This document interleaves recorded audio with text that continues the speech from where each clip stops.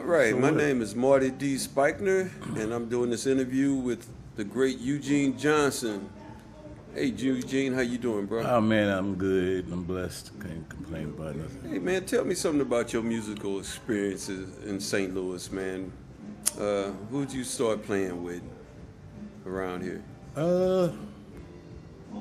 You know what? My first actual paying gig was with a band called the 20 Grand Band. I was in high school, about 17 years old, and that's around the time when I met Gus Thornton. They was with a record label, a company, something like that for the kids. It's called Yodi Enterprise. Right. And we played in the 20 Grand Band with a guy by the name of Bobby McNutt. That's when I first started playing. Right. My first paying gig. And I'd go back to school with like $30 in my pocket on a Monday, after playing all weekend.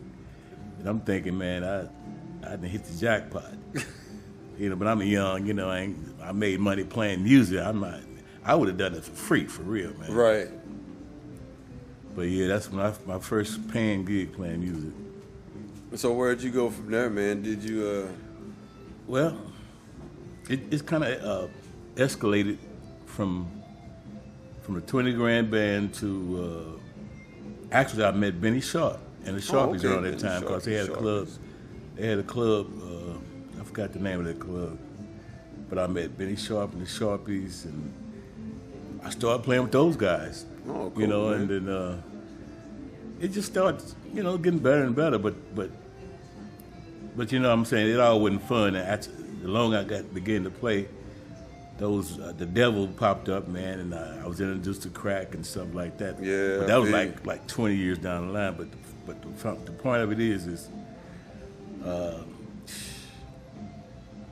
I don't know what to say, man. It's all a blur at that point. I feel you on that one.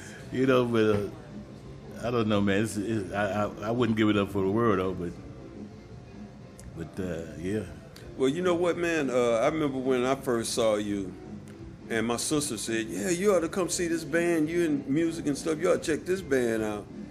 And it was over there on Olive. And you remember that place, man? That was Mr. Andre's, Regal Sports. Yeah, Regal Sports, man. And who was in that band? Man, like I said, it was like Eugene and Company. Oh, okay. Eugene and Company, man, is like a thing I came up with because I know I was going to use different musicians, Right. Everybody was playing with everybody, so I would just call some musicians up and musicians I played well with, and I say, "Hey, man, I got a gig. Can you play with me as playing such and such?" And that's the whole concept about Eugene and Company. Oh, okay, that's cool. So at that time, man, you just even today, no telling who you might see me with, So exactly. I don't say who's in your band. I say, well, I don't have a band. I just have a company.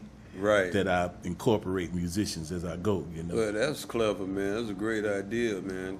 So I used to play with different people, and I found myself getting fired for whatever reason. So, man, I said, well, look, I'm going to go ahead and start booking bands myself.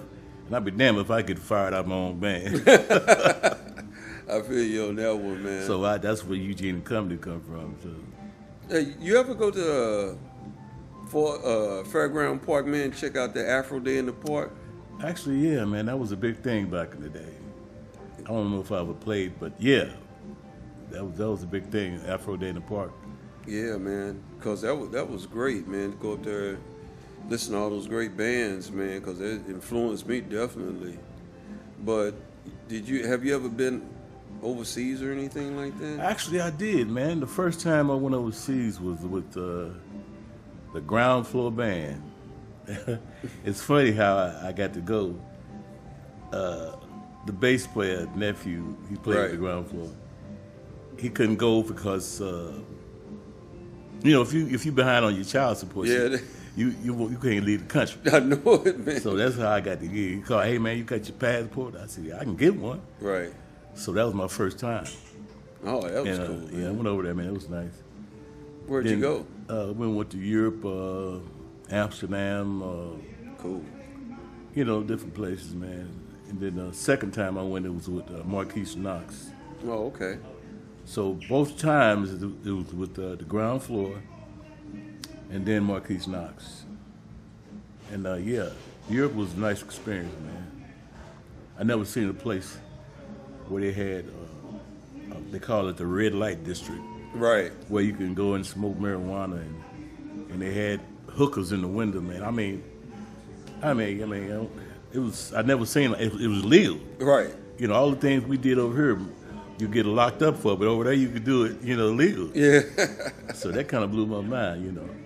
Well, you know, man, one of the things I enjoy doing with you, man, we've been playing in church for a little while, man. And what do you think about that experience, man? I ain't gonna lie to you, man. I wouldn't be playing in church if I wasn't getting paid. But they say God work in the mysterious ways. I feel you on that one, You man. got me in church because, well, you go here and you get a regular little paycheck every week, study. Right. You ain't got to play for about an hour, you know. So I took the gig. I don't know if it was you or Keith brought me in. No, it was me. Okay. 'Cause we stayed in the same apartment. Exactly. And the lady, Debbie, who's in the musical director, she yeah. said, "Man, I'd love to have a bass player." I said, "Well, I got one to stay right upstairs over me." So I told her about you, and she said, "Bring him in." Been there since then. Ever Yeah, since. man.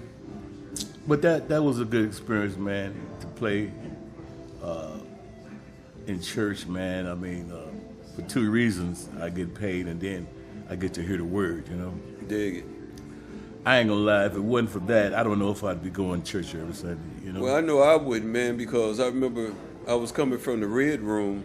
I was playing with Keith Turner, you know, who still plays with us now at the church. And it's like 6 o'clock in the morning, and he said, "Man, I'm getting ready to go play at church at 11 o'clock." I said, "Okay, well, more power to you, bro." I said, Right. And then I said, "You know what? One day I wouldn't mind playing in church for the Lord." I get a call 10 o'clock. "Hey, Marty, you want to play drums at church?" I looked up. I said, "Man, you something else." Wow, you talked to the Lord. Yeah, he got me in church, man. Yeah. You know, that's the longest gig I've had. I've been playing in church for over close to 20 years. Yeah, you know what, when you think about it, because when I think about it, did I come in shortly after you? I would say, yeah. Yeah, So not too yes, long after me, man. About 20 years with me, too, as well. Time just went by so fast, man. It does. It does, man. But, you know, I wouldn't trade it, like you said, I wouldn't trade it for nothing in the world, man. It's been a blessing. Yeah. Yeah. So, you know, I don't know. You know, I know you've been doing some recording and stuff, man. How about you got a CD out or anything? I have like a that? CD out.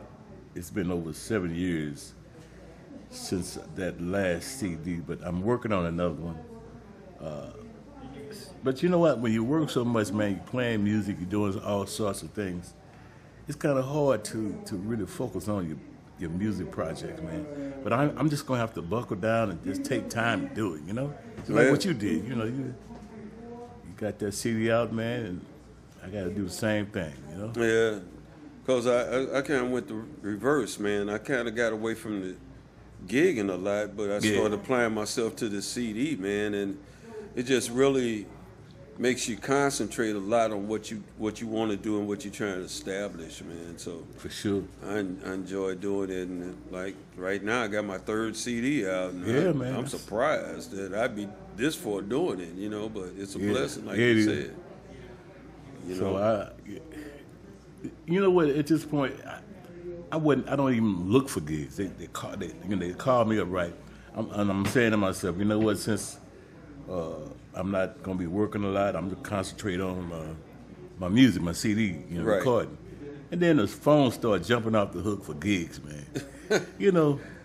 that's how it is, man. A lot of times when you don't want something, it comes to you. Yeah, man. And then when you want it, you can't get it. But, you know, that's good, man. I'm glad to hear that. I mean, yeah, it's a good thing, but I really need to make time out to for my music, my original stuff again. You know, Right. I find myself getting really creative late at night. You know, Definitely. then got to get up early in the morning. But I gotta make time. You just gotta make time sometime, you know. Yeah, like my man said, the nighttime is the right It's time. the right time. Yeah. That's my creative juices start to flow. Okay, well, hey, Eugene, man, it's a pleasure talking to you, man, and getting the chance to do this, man, and relive some old memories, because, like I said, man, I met you at Regal Sports, Regal man. Sports. And I said, man, that guy there, man, he be throwing down, dude. And ever since then, you know, we've been playing together, man. Playing on every and off Sunday. together, Yeah. So and now we play every Sunday in church. You know, so yeah. So it's, hey, brother, it's a pleasure, man. My man. All right.